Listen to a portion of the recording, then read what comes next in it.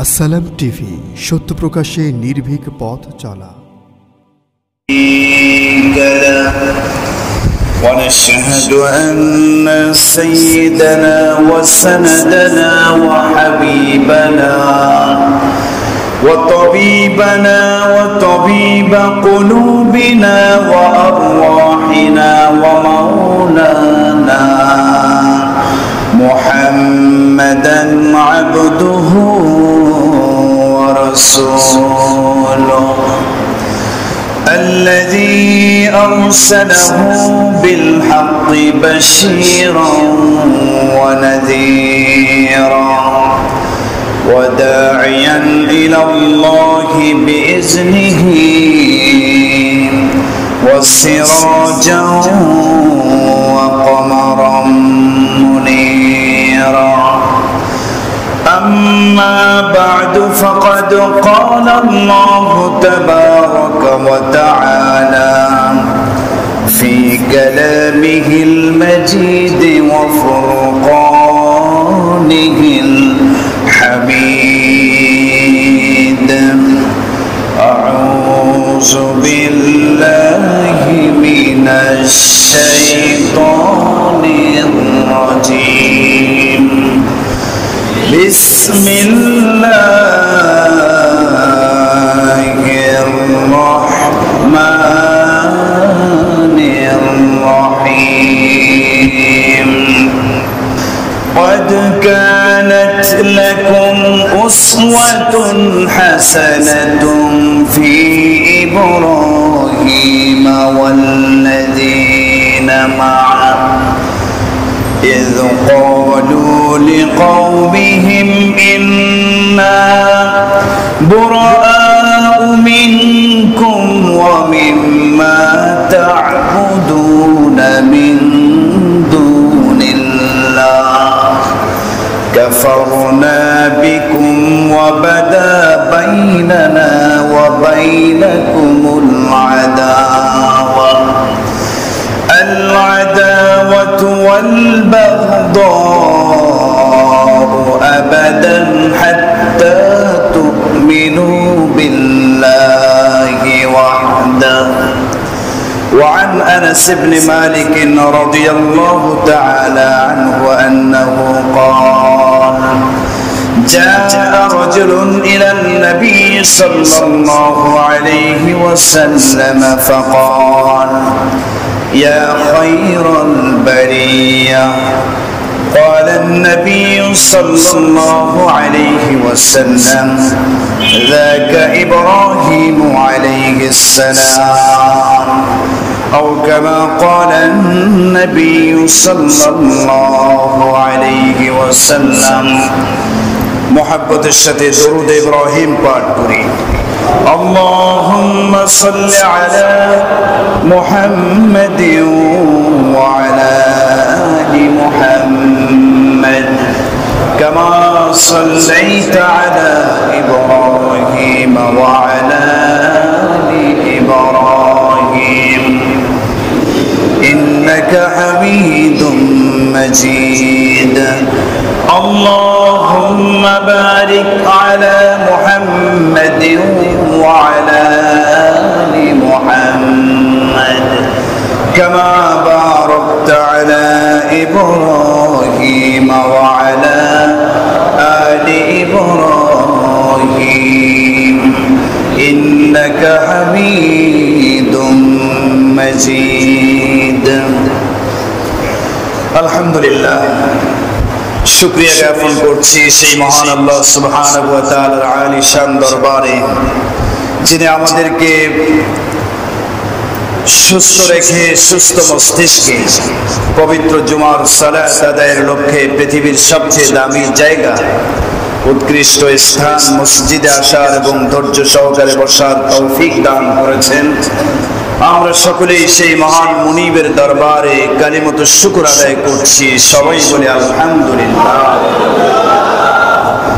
আল্লাহ তাআলার শুকরিয়া আদায় করতে হয় এজন্য যে আল্লাহ তাআলা আমাদেরকে কুরবানির মতো ওয়াজিব একটি বিধান সুন্দরভাবে সম্পন্ন করার মতো তৌফিক দান করেছেন। যে কোরবানির বিধানটি ছিল মূলত হযরত ইব্রাহিম আলাইহিস সালামের অন্যতম একটি আদর্শের বাস্তবায়ন। আপনারা হাদিসটি একাধিকবার শুনেছেন। প্রিয় নবী রাসূলুল্লাহ সাল্লাল্লাহু আলাইহি ওয়াসাল্লামের কাছে সাহাবায়ে কেরাম এসে জিজ্ঞাসা করলেন, মা হাদিহিল আযাহি ইয়া রাসূলুল্লাহ, ওগো আল্লাহর নবী, কুরবানি আমরা যে করব, এই কুরবানির হাকিকত কি, বাস্তবতা কি, এটা কি জিনিস? বিশ্বনবী বলেছিলেন, সুন্নাতু আবিকুম ইব্রাহিম, তোমাদের এই কোরবানের বিধান এটা হচ্ছে তোমাদের জাতির পিতা ইব্রাহিম আলাইহিস সালামের আদর্শের বাস্তবায়ন। সুবহানাল্লাহ। তাহলে আমরা কোরবানের বিধান পালন করেছি, তার মানে ইব্রাহিম আলাইহিস সালামের একটি আদর্শের বাস্তবায়ন করেছি। আলহামদুলিল্লাহ। সম্মানিত মুসল্লিয়ানে কেরাম, শুধু এই কোরবানি নয়, ইব্রাহিম আলাইহিস সালামের জীবনীতে আমাদের জন্য আরো অনেক আদর্শ রয়ে গিয়েছে। যে আদর্শের অনুসরণ করার জন্য আল্লাহ সুবহানাহু ওয়া তাআলা স্বয়ং বিশ্ব নবীকে আল্লাহ তাআলা আদেশ করেছেন। আল্লাহ তাআলা আদেশ করেছেন যে, হে নবী, আনিত্তাবি' মিল্লাতা ইব্রাহিম হানিফা, আপনি ইব্রাহিম আলাইহিস সালামের আদর্শের অনুসরণ করুন। আদেশ করেছেন কে? আল্লাহ।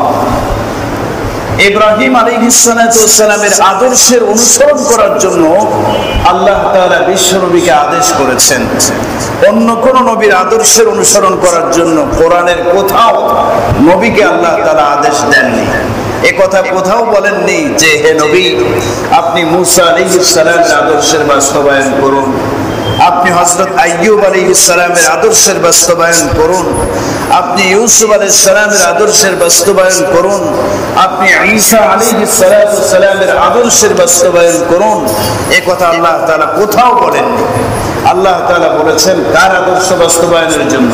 হযরত ইব্রাহিম আলাইহিস সালামের আদর্শ বাস্তবায়ন করার জন্য আল্লাহ তাআলা প্রিয় নবীকে নির্দেশ দিয়েছেন। সূরাতুন নাহল আয়াত নম্বর 123 আল্লাহ বলেন, সুম্মা আওহাইনা ইলাই, হে নবী, আমি আপনাকে আদেশ দিচ্ছি, আমি আপনাকে নির্দেশ দিচ্ছি, আনিত্তাবি' মিল্লাতা ইব্রাহিম হানিফা, আপনি একনিষ্ঠভাবে ইব্রাহিম আলাইহিস সালামের আদর্শের বাস্তবায়ন করুন, অনুসরণ করুন। সুবহানাল্লাহ।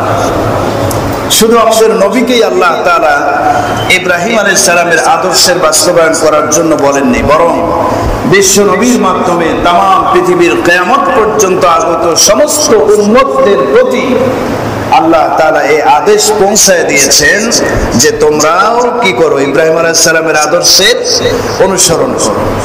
এই নির্দেশনাটি আল্লাহ তাআলা সূরা আলে ইমরানের 94 নম্বর আয়াতে কারিমায় বলেছেন, কুল সাদাকাল্লাহ ফাত্তাবিউ মিল্লাতা ইব্রাহিম হানিফা।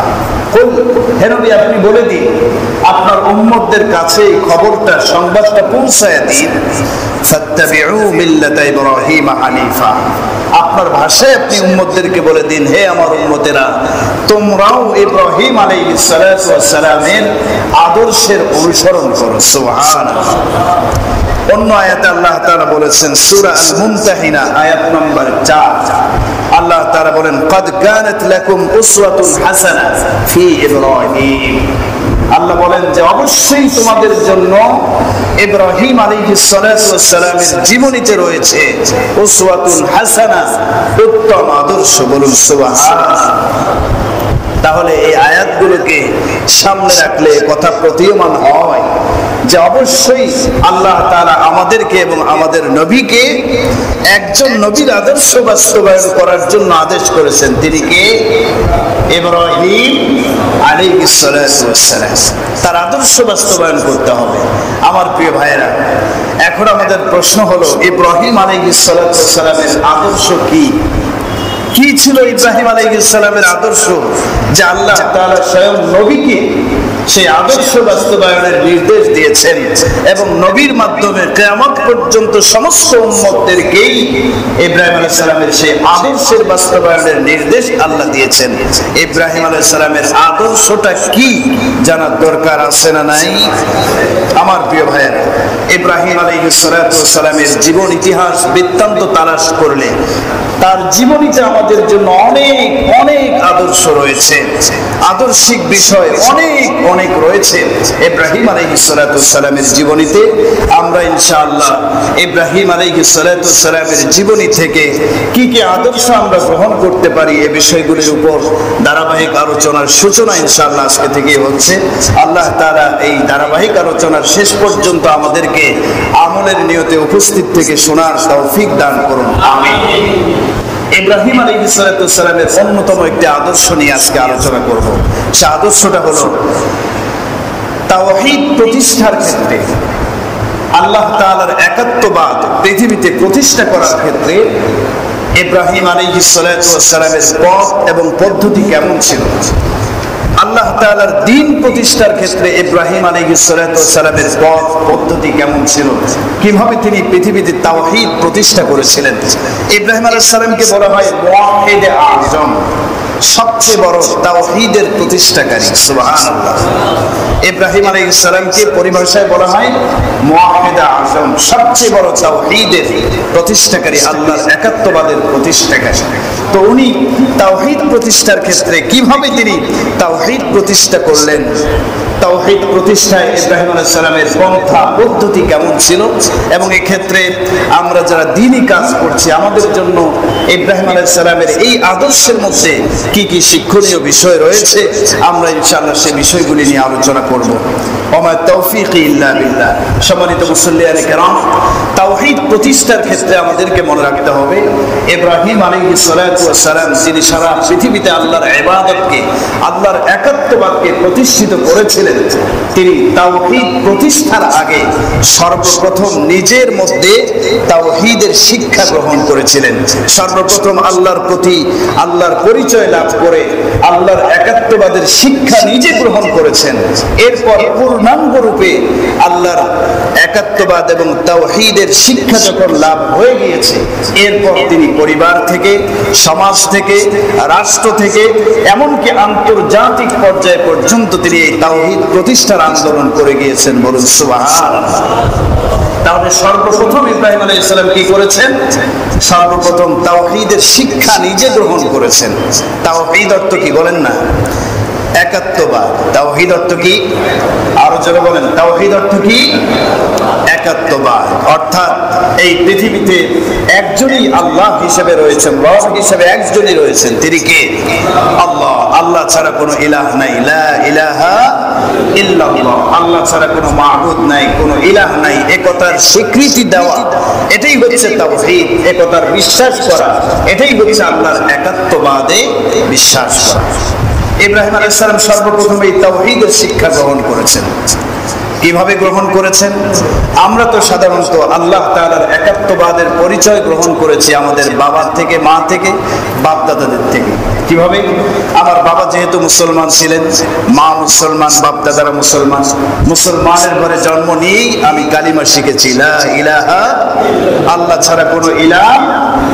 তো এই আল্লাহ ছাড়া কোনো ইলাহ নেই, এই যে তাওহীদের শিক্ষা, এটা আপনি আমি গ্রহণ করেছি কার থেকে?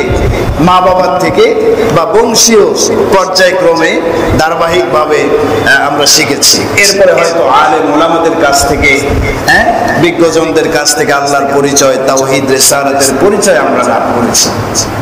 কিন্তু ইব্রাহিম আলাইহিস সালাম আল্লাহর পরিচয়, আল্লাহর একাত্মবাদের পরিচয়টা তিনি বাবা মার থেকে গ্রহণ করেননি, শেখেননি, এবং কোন আলেম ওলামা উস্তাদদের থেকে থেকেও শেখেননি, বরং ইব্রাহিম আলাইহিস সালাতু ওয়াস সালাম আল্লাহর একাত্মবাদের শিক্ষাটা গ্রহণ করেছেন কিভাবে?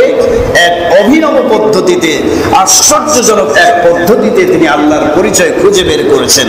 সেই পদ্ধতিটা হলো আল্লাহর মাখলুক নিয়ে গবেষণা শুরু করে দিয়েছিলেন, আল্লাহর সৃষ্টিজীব নিয়ে চিন্তা ভাবনা শুরু করে দিয়েছিলেন। আল্লাহর সৃষ্টিজীব নিয়ে যখন চিন্তা শুরু করে দিয়েছেন, আল্লাহ তাআলা তার পরিচয় ইব্রাহিমের ভিতরে দান করেছেন। সুবহানাল্লাহ। এজন্য বলা হয় যে আল্লাহকে নিয়ে চিন্তা ভাবনা করার আগে আল্লাহর সৃষ্টিজীব নিয়ে, মাখলুক নিয়ে চিন্তা ভাবনা করো, আল্লাহর পরিচয় এমনিতেই পেয়ে যাবে। ঠিক না ভাই? ঠিক। ইব্রাহিম আলাইহিস সালাতু ওয়াস সালাম সর্বপ্রথম তাওহীদের শিক্ষা লাভ করলেন এভাবে। তিনি দেখলেন যে বাবা, মা, ভাই, বোন, পরিবারের সমস্ত সদস্যরাই মূর্তি পূজায় লিপ্ত, শিরকি কর্মকাণ্ডে লিপ্ত।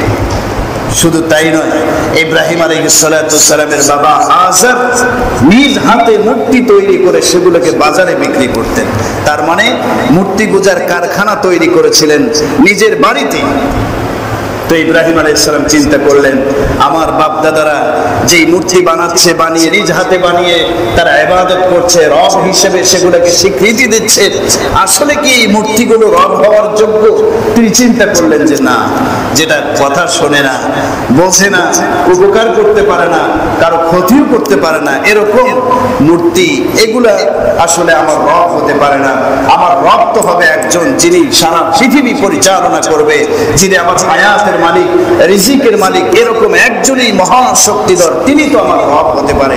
এই মূর্তিগুলো আমার রব হতে পারে না। ইব্রাহিম আলাইহিস সালাম চিন্তা করলেন।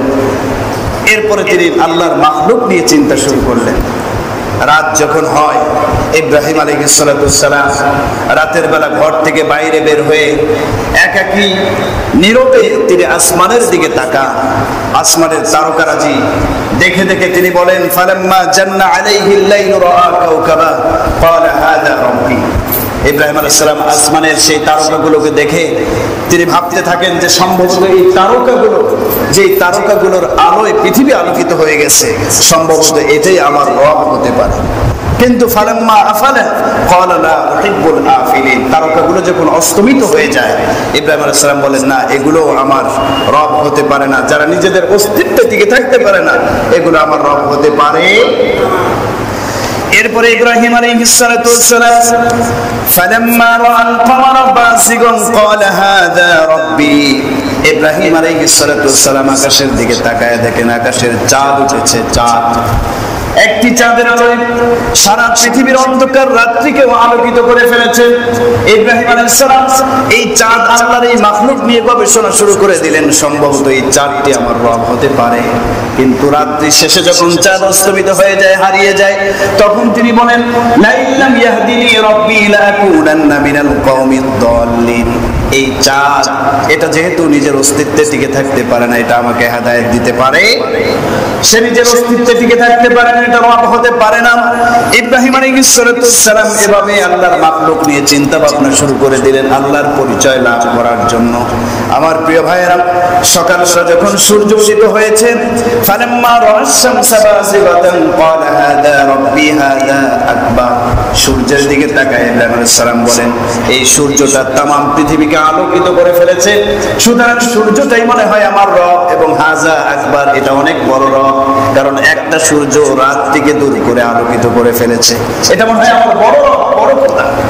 কিন্তু দিন শেষে সন্ধ্যাবেলায় সূর্য যখন ডুবে যায়, ইব্রাহিম আলাইহিস সালাম বলেন, না, এটা আমার রব হতে পারে না।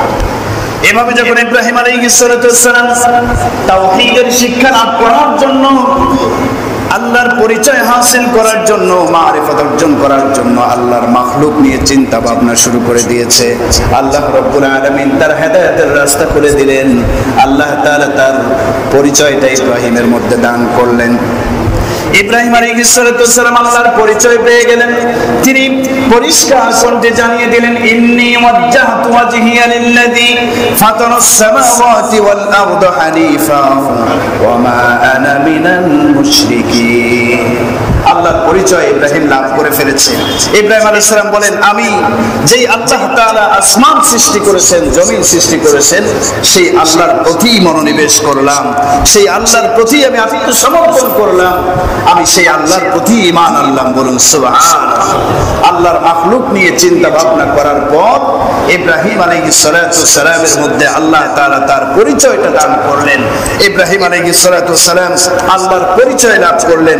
আমার প্রিয় ভাইরা, এবার ইব্রাহিম আলাইহিস সালাম আল্লাহর পরিচয় তো লাভ করে ফেললেন যে আমার রব, আমার খালিক, আমার মালিক একমাত্র কে? আল্লাহ।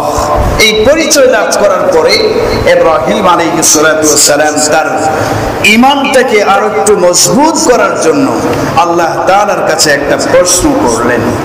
কি প্রশ্ন? এটা আল্লাহ তাআলা কোরআনে বলে দিয়েছেন। ইব্রাহিম আলাইহিস সালাম আল্লাহর কাছে প্রশ্ন করলেন, ইয ক্বালা ইব্রাহিম রাব্বি আরিনি কাইফা তুহয়িল মাউতা। প্রশ্ন করলেন যে হে আল্লাহ, হে আমার রব, কাইফা তুহয়িল মাউতা, কিভাবে আপনি মৃতকে জীবিত করবেন? অর্থাৎ কিয়ামতের দিন আল্লাহ তাআলা সমস্ত মৃত মানুষদেরকে আবার পুনরুজ্জীবিত করবেন, আমাদের থেকে হিসাব নিকাশ গ্রহণ করবেন। কোন সন্দেহ আছে? ইব্রাহিম আলাইহিস সালাম তার ঈমান মজবুত করার জন্য, পরিপূর্ণতায় পৌঁছানোর জন্য আল্লাহর কাছে প্রশ্ন করলেন, কাইফা তুহয়িল মাউতা, হে আল্লাহ, আপনি কিভাবে মৃতকে আবার পুনরায় জীবিত করবেন, এই বিষয়টি আমাকে বাস্তবে একটু দেখায় দেন। সুবহানাল্লাহ। আল্লাহ তাআলা বললেন, ক্বালা আওয়ালাম তুমিন, ইব্রাহিম তুমি কি আমার ক্ষমতায় বিশ্বাসী নও? আমি আল্লাহ কিয়ামতের দিন সমস্ত মৃত মানুষগুলোকে আবার পুনরুজ্জীবিত করব, হিসাব নেব, হিসাব গ্রহণ করব, এটা কি তুমি বিশ্বাস করো না? ইব্রাহিম আলাইহিস সালাম বললেন, ক্বালা বালা, হ্যাঁ আল্লাহ অবশ্যই বিশ্বাস করি, তবে ওয়ালাকিন লিয়াতমাইন্না কলবি, আমার অন্তরের প্রশান্তির জন্য আমি প্রশ্নটা করেছি। আপনি যে কিয়ামতের দিন পুনরায় জীবিত করবেন, এটা যদি আমাকে দেখায় দেন, আমার অন্তরটা কি হবে? প্রশান্তি লাভ করবে, এই জন্য আমি জিজ্ঞাসা করেছি, অন্য কোনো কারণে নয়। আল্লাহ রাব্বুল আলামিন হযরত ইব্রাহিম আলাইহিস সালামকে আদেশ করলেন, ইব্রাহিম ফাখুজ আরবাআতাম মিনাত তায়র, ইব্রাহিম তুমি 4টি পাখি ধরে নিয়ে আসো। কয়টি পাখি? 4টি পাখি ধরে নিয়ে আসো। ইব্রাহিম আলাইহিস সালাম আল্লাহর নির্দেশে 4টি পাখি ধরে নিয়ে আসলেন। এরপরে আল্লাহ আদেশ করলেন, সুম্মা ফাসুরহুন্না ইলাইকা, ফাসুরহুন্না ইলাইকা, হে ইব্রাহিম এই 4টি পাখিকে তুমি লালন পালন করো, যে পর্যন্ত তারা তোমার বশ মেনে নেয় এই পর্যন্ত তুমি লালন পালন করতে থাকো। ইব্রাহিম আলাইহিস সালাম ওই 4টি পাখিকে লালন পালন শুরু করে দিলেন। এরপর আল্লাহ রাব্বুল আলামিন আদেশ করলেন, সুম্মা জাআল আলা কুল্লি জাবালিন মিনহুন্না জুযআ, হে ইব্রাহিম এই পাখি 4দিকে জবাই করে এই পাখির গোশত, মাংস, হাড্ডি সবকিছুকে আলাদা আলাদা করে চূর্ণ বিচূর্ণ করে একদম গুঁড়ো করে তুমি পাহাড়ের এক এক জায়গায় এই পাখিগুলোর চূর্ণ বিচূর্ণের অংশগুলো তুমি রেখে দাও। ইব্রাহিম আলাইহিস সালাম তাই করলেন, 4টি পাখিকে জবাই করে সেগুলোর হাড্ডি গোশত সবকিছুকে চূর্ণ বিচূর্ণ করে কয়েকটা ভাগ করলেন। কয়েকটা ভাগ করে বিভিন্ন পাহাড়ের এক এক ভাগ তিনি রেখে দিলেন। এরপর আল্লাহ তাআলা বললেন, সুম্মা দুউহুন্না ইলাইহিন্না, ইব্রাহিম তুমি ওই পাখিগুলোকে তোমার কাছে ডাক দাও। সুবহানাল্লাহ বলেন, পাখিগুলোকে ডাক দাও। ইব্রাহিম আলাইহিস সালাম চিন্তা করলেন, হায় হায়, পাখিগুলোকে তো জবাই করেছি, জবাই করার পর পাউডার বানিয়েছি, একদম ছিন্ন বিচ্ছিন্ন করে, হ্যাঁ গোশত হাড্ডি সবকিছুকে গুঁড়ো করে কয়েক ভাগ করে পাহাড়ে রেখে দিয়েছে, ডাকলে কিভাবে আসবে? আল্লাহ বললেন, ডাক দাও। ইব্রাহিম আলাইহিস সালাম 4টি পাখিকে ডাক দিলেন, সুম্মা ইয়াতিনাকা সাইয়া ফায়াতিনাকা সাইয়া, 4টি পাখি তাদের গোশত হাড্ডি যেখানে ছিল, যেই পাহাড়েই ছিল, আল্লাহর কুদরতে প্রত্যেক পাখির গোশত হাড্ডি সব নিজের মধ্যে অটোমেটিক আল্লাহর নির্দেশে এসে যুক্ত হয়ে 4টি পাখি পূর্ণ পাখির আকৃতি নিয়ে ইব্রাহিম আলাইহিস সালামের সামনে এসে বসে পড়ল। সুবহানাল্লাহ। ইব্রাহিম আলাইহিস সালাম অন্তরে ইয়াকিন পয়দা করে নিলেন যে আসলে আমি যে আল্লাহর প্রতি ঈমান এনেছি, অবশ্যই সেই আল্লাহ অবশ্যই সত্য একজন মাবুদ এবং কিয়ামতের দিন তিনি অবশ্যই আমাদেরকে পুনরুজ্জীবিত করবেন, আমাদের থেকে হিসাব গ্রহণ করবেন, এতে কোনো সন্দেহ নাই। ইব্রাহিম আলাইহিস সালামের ঈমান আরো বহুগুণে বৃদ্ধি পেয়ে গেল। সুবহানাল্লাহ। এভাবে হযরত ইব্রাহিম আলাইহিস সালাম তার ঈমানকে মজবুত করলেন। এভাবে তিনি মাখলুক নিয়ে গবেষণা করে করে তিনি আল্লাহর পরিচয় লাভ করলেন, তাওহীদের শিক্ষা এভাবেই তিনি গ্রহণ করলেন। সম্মানিত ভাইরা আমার, এই তাওহীদের শিক্ষা, আল্লাহর একাত্মবাদের শিক্ষা বা আল্লাহর পরিচয় পাওয়ার পরে ইব্রাহিম আলাইহিস সালাম এই তাওহীদ প্রতিষ্ঠা আন্দোলন শুরু করলেন সর্বপ্রথম নিজের পরিবার থেকে। কিসের থেকে? পরিবার থেকে শুরু করলেন। পরিবার থেকে তিনি তাওহীদের দাওয়াত, আল্লাহর একাত্মবাদের দাওয়াত দেয়া শুরু করলেন। কারণ তিনি দেখলেন যে তার পরিবারের বাবা মা ভাই বোন সবাই শিরকি কর্মকাণ্ডে লিপ্ত, বরং শিরকের প্রাণ কেন্দ্র বানিয়ে রেখেছে নিজেদের বাড়িটাকে। এখান থেকে মূর্তিগুলো সাপ্লাই হয়, বিভিন্ন জায়গায় বিক্রি হয়। তাহলে শিরকের মতো চরম পর্যায়ের অন্যায় ইব্রাহিম আলাইহিস সালাম দেখলেন যে তার বাড়িতেই হচ্ছে। এসব কর্মকাণ্ড, অন্যায়মূলক কর্মকাণ্ড হচ্ছে, কারণ শিরক তো হলো সবচেয়ে মারাত্মক অন্যায়। কি বলেন, ঠিক না বেঠিক? ইন্না শিরকা লাযুলমুন আযীম, আল্লাহ কোরআনে বলেছেন শিরক হচ্ছে সবচেয়ে বড় মারাত্মক অন্যায়। তো ইব্রাহিম আলাইহিস সালাম দেখছেন যে তার পরিবারের মধ্যে সবচেয়ে মারাত্মক অন্যায় কাজটি সংগঠিত হচ্ছে। ইব্রাহিম আলাইহিস সালাম পরিবার থেকেই প্রতিবাদ শুরু করলেন, কারণ যেখানেই অন্যায় সেখানেই প্রতিবাদ। এটা হচ্ছে ইব্রাহিম আলাইহিস সালামের অন্যতম একটা আদর্শ। কথা বলেন, ঠিক না বেঠিক? অন্যায়ের প্রতিবাদ করতে হবে। ইব্রাহিম আলাইহিস সালাম দেখলেন ঘরের ভিতরে মূর্তি পূজা, শিরকি কর্মকাণ্ড, অন্যায়মূলক কর্মকাণ্ড হচ্ছে, শুরু করলেন ঘর থেকেই তাওহীদের দাওয়াত, প্রতিবাদ শুরু করলেন। আমার প্রিয় ভাইরা, আজকে তো আমাদের সমাজে প্রতিবাদ করার মতো লোকের অভাব, খুবই অভাব। প্রতিবাদী মানুষ আজকে নাই। আজকে আমাদের সমাজে ক্ষমতার বলে অনেক মানুষ নামের হায়নাগুলো তারা অবাধে অন্যায় করে যাচ্ছে, জুলুম করে যাচ্ছে, অনৈতিক কার্যকলাপ কর্মকাণ্ড সবকিছু করে যাচ্ছে।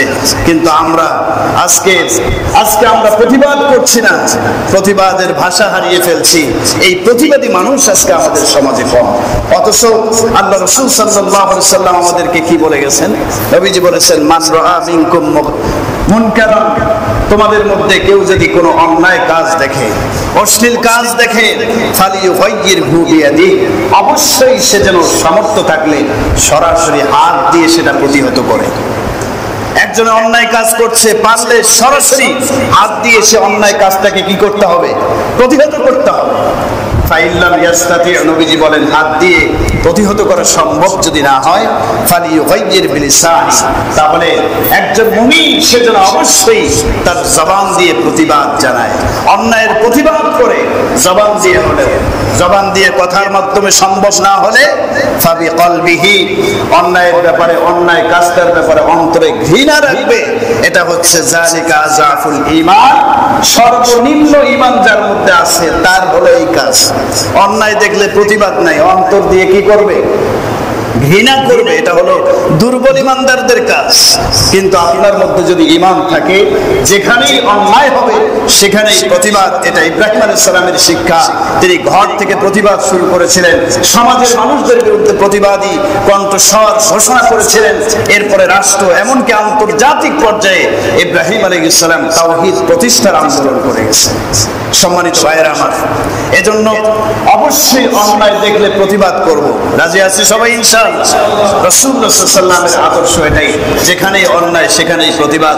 তবে প্রতিবাদটা যেন হয় সাবলীল ভাবে, মার্জিত ভাষায় যেন প্রতিবাদটা হয়। এমন না যেন প্রতিবাদ করতে গিয়ে দাঙ্গা হাঙ্গামা বাঁধিয়ে দেওয়া হলো, না, সুন্দরভাবে প্রতিবাদ করতে হবে। আমরা এই শিক্ষাটা ইব্রাহিম আলাইহিস সালাম থেকে লাভ করব।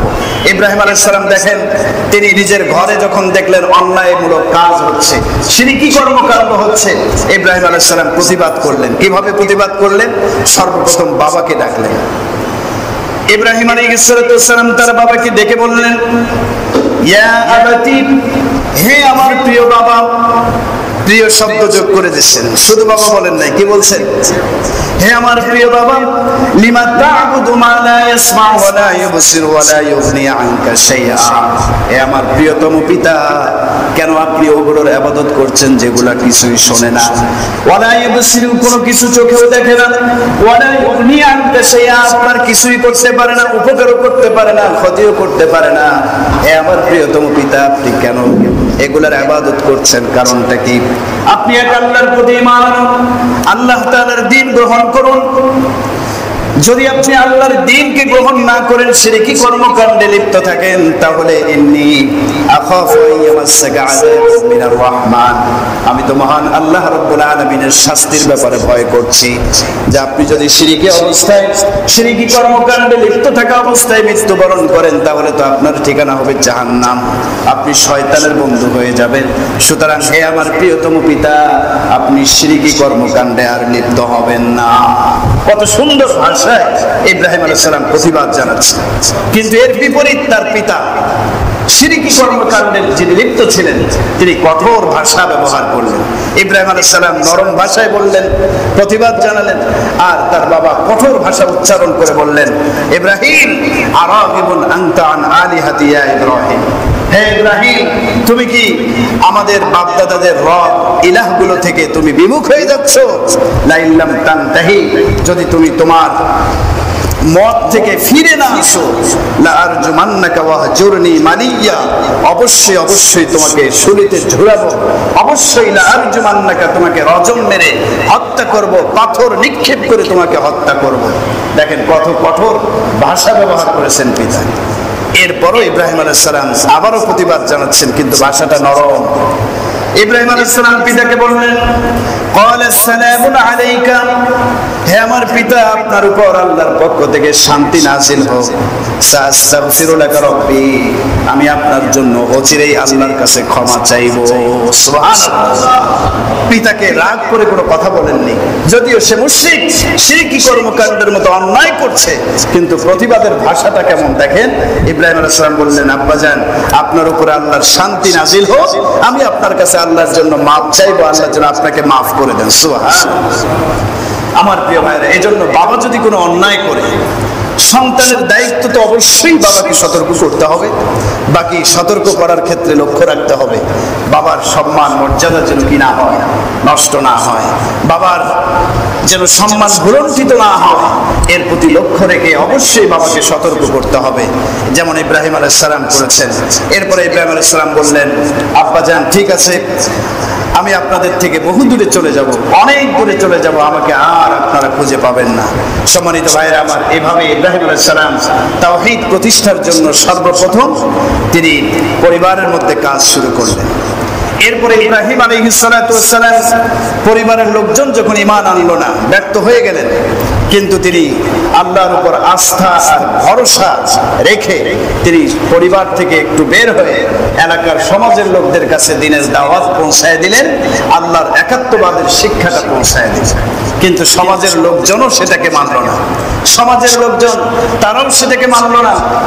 এরপরে ইব্রাহিম আলাইহিস সালাতু ওয়াস সালাম দেখলেন যেহেতু সমাজ মানছে না, নিজের পরিবার থেকে ফিরলেন, এলাকার সমাজ থেকে ফিরে আসলেন। এরপরে তিনি চিন্তা করলেন, আমার দায়িত্ব আর কর্তব্য হলো রাষ্ট্রীয় পর্যায়ে পর্যন্ত আমাকে দ্বীনের দাওয়াত পৌঁছায় দিতে হবে। ইব্রাহিম আলাইহিস সালাতু ওয়াস সালাম রাষ্ট্রীয় পর্যায়ে দ্বীনের দাওয়াতকে পৌঁছায় দেওয়ার জন্য, তাওহীদকে রাষ্ট্রীয় পর্যায়ে প্রতিষ্ঠিত করার জন্য ইব্রাহিম আলাইহিস সালাতু ওয়াস সালাম সরাসরি সেই সময়ের প্রেসিডেন্ট, সেই সময়ের বাদশা নমরুদের রাজ দরবারে প্রবেশ করলেন। সুবহানাল্লাহ বলবেন না? রাজ দরবারে প্রবেশ করলেন কেন? রাষ্ট্রীয়ভাবে ইসলাম প্রতিষ্ঠিত করতে হবে, রাষ্ট্রীয়ভাবে তাওহীদ আল্লাহর একাত্মবাদ প্রতিষ্ঠিত করতে হবে। সরাসরি নমরুদের রাজ দরবারে প্রবেশ করে ইব্রাহিম আলাইহিস সালাম বললেন, নমরুদ, এক আল্লাহর প্রতি ঈমান আনো, যিনি আমাদের রব, যিনি আমাদের খালিক, যিনি আমাদের মালিক। নমরুদ বলল, ইব্রাহিম, তুমি আবার কোন খোদার দাওয়াত দিচ্ছ? তোমার রব কে? ইব্রাহিম আলাইহিস সালাম বললেন, রাব্বিয়াল্লাযী ইউহয়ী ওয়া ইউমীত, আমি ওই আল্লাহর প্রতি দাওয়াত দিচ্ছি, ওই রবের প্রতি দাওয়াত দিচ্ছি যিনি ইউহয়ী, মানুষকে জীবন দান করেন, ওয়া ইউমীত, এবং মৃত্যু দান করেন। যিনি মানুষকে জীবন দান করেন এবং মৃত্যু দান করেন, সেই আল্লাহর প্রতি, রবের প্রতি আমি দাওয়াত দিচ্ছি। নমরুদ বলল, আরে এটা কোনো ব্যাপার হলো নাকি? জীবন দান করা, মৃত্যু দান করা, এটা কি কঠিন কোনো কাজ হলো নাকি? আনা উহয়ী ওয়া উমীত, আমিও তো জীবন দান করতে পারি, আমিও তো মৃত্যু ঘটাতে পারি। নাউযুবিল্লাহি মিন যালিক। ইব্রাহিম আলাইহিস সালাম বললেন, কিভাবে আপনি জীবন দান করেন, কিভাবে আপনি মৃত্যু দান করতে পারবেন? নমরুদ সাথে সাথে দুইজন আসামিকে সামনে উপস্থিত করলো, দুইজন লোক যাদের ব্যাপারে মৃত্যুর ফয়সালা হয়ে গিয়েছে। নমরুদ ইব্রাহিম আলাইহিস সালামকে বলল, ইব্রাহিম দেখেন, এই দুইজন লোককে ইচ্ছে করলে আমি যেহেতু রাজা বাদশাহ, এই মুহূর্তে এই দুইজনকে কতল করে দিয়ে মৃত্যু ঘটাতে পারি, কিন্তু আমি একজনকে বেকসুর খালাস দিয়ে দিলাম, একজনকে মাফ করে দিলাম, আর একজনকে ইচ্ছে করলে আমি বাঁচায় রাখতে পারি, কিন্তু এর বাঁচায় রাখবো না। সাথে সাথে নমরুদ কতল করে ফেলল তাকে, একজনকে কতল করলো আর একজনকে বাঁচায়। এবার বলতেছে, দেখো আমি একজনকে জীবন দান করলাম আর একজনকে মৃত্যু দান করলাম। ইব্রাহিম আলাইহিস সালাম বুঝতে পারলেন যে সাধারণ লোক না, এ বড় বুদ্ধিমান, টেরা, অতএব এর সামনে সাধারণ যুক্তি পেশ করা যাবে না। ইব্রাহিম আলাইহিস সালাম বিচক্ষণ ছিলেন, জ্ঞানী ছিলেন। তিনি বললেন, আরে আমার আল্লাহ তো ফাইন্নাল্লাহা ইয়াতি বিশ-শামসি মিনাল মাশরিক ফাতি বিহা মিনাল মাগরিব। নমরুদ, আমার আল্লাহর তো পাওয়ার আর ক্ষমতা এত বেশি, আমার আল্লাহ তো সকালবেলা পূর্ব দিগন্ত থেকে সূর্যকে উপরে ওঠায়। সূর্য ওঠায় আল্লাহ কোন দিক থেকে? পূর্ব দিক থেকে। তুমি যদি আল্লাহই হও, তুমি যদি আমার রব হও, তাহলে তুমি পারলে আল্লাহর বিপরীত পশ্চিম দিক থেকে সূর্যটা উঠায় দেখাও। সুবহানাল্লাহ। অবহিতাল্লাযী কাফার, শেষ। হ্যাঁ, নির্বাক হয়ে তাকিয়ে থাকলো, মূর্খের মতো, বোবার মতো, আর কোনো উত্তর দিতে পারলো না। এভাবে ইব্রাহিম আলাইহিস সালাতু ওয়াস সালাম রাষ্ট্রীয় পর্যায়ে পর্যন্ত তাওহীদকে প্রতিষ্ঠা করেছিলেন। আমার প্রিয় ভাইরা, রাষ্ট্রীয় পর্যায়ে মেহনত করেছিলেন, কিন্তু সম্ভব হলো না। নমরুদ ইসলাম গ্রহণ করা তো দূরের কথা, ইব্রাহিম আলাইহিস সালাতু ওয়াস সালামের দাওয়াত গ্রহণ করা তো দূরের কথা, উল্টো ইব্রাহিম আলাইহিস সালাতু ওয়াস সালামকে অগ্নিকুণ্ড তৈরি করে তাতে নিক্ষেপ করার নির্দেশ দিলেন। যাই হোক, সেই ইতিহাস আপনারা জানেন। কিন্তু মনে রাখবেন, ইব্রাহিম আলাইহিস সালাতু ওয়াস সালাম পরিবার থেকে তাওহীদ প্রতিষ্ঠার আন্দোলন শুরু করেছিলেন।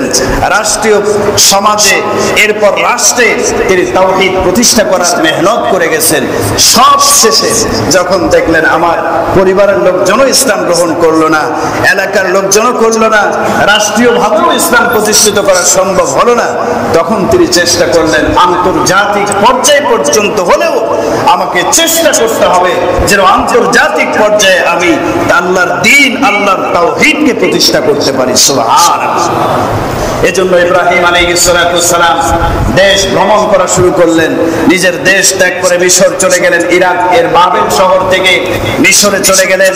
আপনারা ইতিহাস জানেন। সেখান থেকে আবার মক্কাতুল মুকাররমার সেই জঙ্গলের দিকে হিজরত করলেন। অনেক ঘটনা, অনেক ইতিহাস।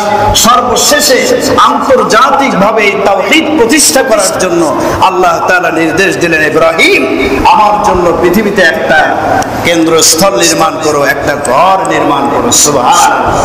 যেই ঘরটা হবে তাওহীদের প্রাণকেন্দ্র। আন্তর্জাতিকভাবে তাওহীদের স্লোগান দেওয়ার জন্য, আন্তর্জাতিকভাবে তাওহীদের বাণী পৌঁছে দেওয়ার জন্য একটা ঘর, বাইতুল্লাহ শরীফ তুমি নির্মাণ করো। সুবহানাল্লাহ।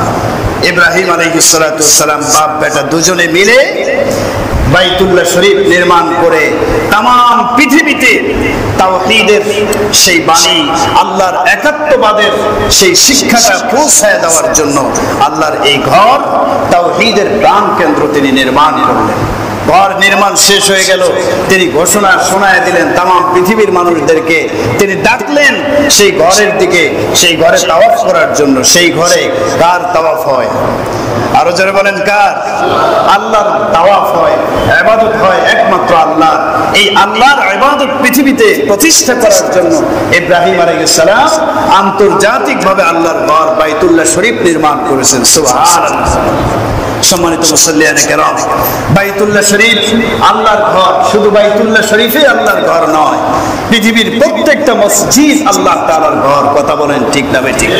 আল্লাহর ঘর, প্রথম ঘর যেহেতু প্রতিষ্ঠিত হয়েছিল আল্লাহর একাত্মবাদের জন্য, অর্থাৎ সেখানে ইবাদত চলবে কার?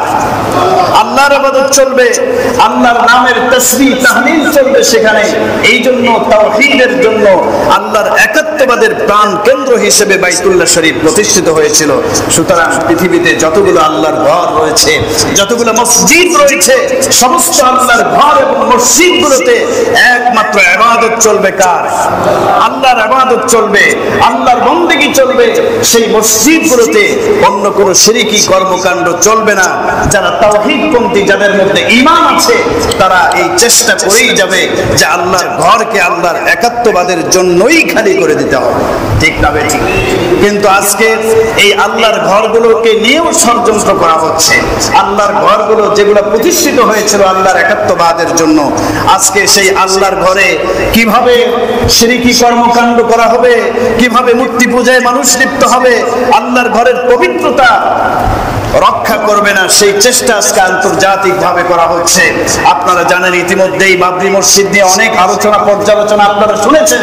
কিন্তু ইদানিং সেই ভারতের সরকার বাবরি মসজিদের, যেটা 500 বছরের ইতিহাস মসজিদ হিসেবে প্রতিষ্ঠিত ছিল, আজকে সেখানে রাম মন্দির স্থাপনের জন্য তারা রাম মন্দিরের ভিত্তিপ্রস্তর স্থাপন করেছে, অলরেডি করেই ফেলেছে। আমরা অন্তত পক্ষে প্রতিবাদ তো জানাতে পারি। কি বলেন, পারি কি পারি না? আজকে ক্ষমতা যদি আমাদের হাতে থাকতো তাহলে এই মসজিদকে কখনোই আমরা রাম মন্দিরের ভিত্তিপ্রস্তর স্থাপন করতে দিতাম না। কথা বলেন ঠিক কিনা? কিন্তু আমরা প্রতিবাদ জানাচ্ছি, তীব্র নিন্দা জানাচ্ছি, যেহেতু ইব্রাহিম আলাইহিস সালাম বাইতুল্লাহ শরীফ নির্মাণ করেছেন তাওহীদের, আল্লাহর একাত্মবাদের প্রাণ কেন্দ্র হিসেবে। অতএব পৃথিবীর সমস্ত মসজিদগুলোতে আল্লাহর একাত্মবাদ চলবে, এটাই আমাদের বক্তব্য। আমরা এর তীব্র নিন্দা জানাচ্ছি এবং আল্লাহর কাছে দৃঢ় আস্থা এবং বিশ্বাস আমরা রাখছি। আল্লাহ তাআলার কাছে দোয়াও করছি, আল্লাহ যেন এমন মর্দে মুজাহিদকে এই পৃথিবীতে আবার পাঠিয়ে দেন, যেই মর্দে মুজাহিদ এসে আবার যেই বাবরি মসজিদকে শহীদ করে দিয়ে রাম মন্দির নির্মাণ করেছে, আবার যেন সেই মর্দে মুজাহিদ রাম মন্দির ভেঙে দিয়ে আবার সেখানে মসজিদ কায়েম করতে পারে। এজন্য আল্লাহর কাছে আমরা দোয়া করি, আল্লাহ তৌফিক দান করুন। আজকে আপনারা জানেন আলহামদুলিল্লাহ, তুরস্কের আয়া সোফিয়া, যেটা দীর্ঘদিন যাবৎ খ্রিস্টানদের গির্জা হিসেবে ছিল, আল্লাহ এক মর্দে মুজাহিদের দোকানকে পাঠিয়ে দিয়েছে, যিনি সেই গির্জা পরিবর্তে যিনি মসজিদ হিসেবে সেটাকে আবার প্রতিষ্ঠিত করেছেন। কথা বলেন ঠিক না বেঠিক? এজন্য আমরা আল্লাহর কাছে দোয়া করি, আল্লাহ তাআলা যেন এমন মুসলমান তৈরি করে দেন, ঈমানি জজবাওয়ালা মুসলমান তৈরি করে দেন, যারাই আল্লাহর বিরুদ্ধে ষড়যন্ত্র করবে